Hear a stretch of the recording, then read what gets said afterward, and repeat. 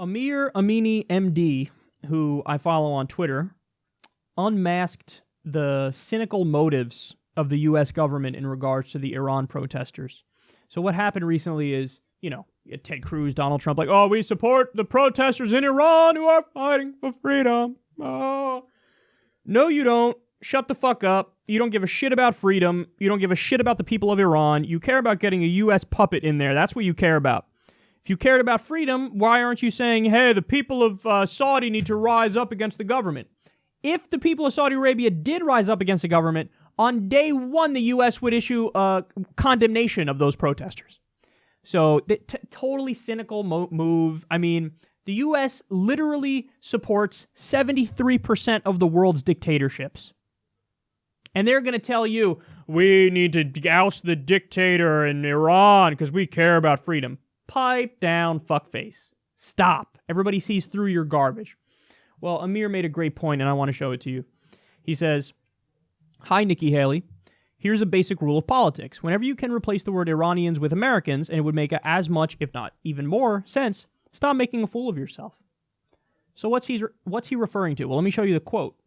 It says, she said, Iranians were telling their government to stop the support for terrorism, stop giving billions of our money to killers and dictators, stop taking our wealth and spending it on foreign fighters and proxy wars. That is a brilliant point, from Amir. Let's reread that with America in there. She said, Americans were telling their government to stop the support for terrorism, stop giving billions of our money to killers and dictators, stop taking our wealth and spending it on foreign fighters and proxy wars. Exactly.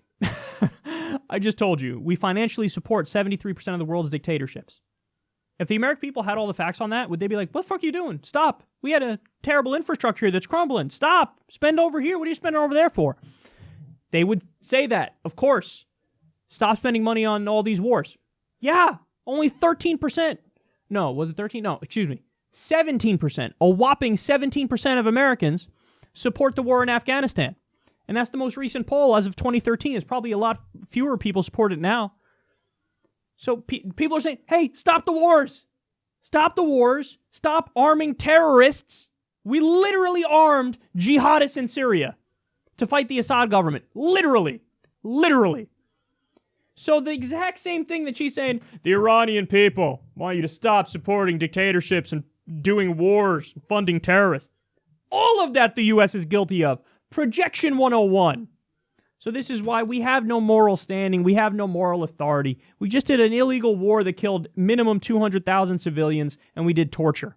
So pipe down with your fucking here to save the day, fake altruism bullshit. We all see through it.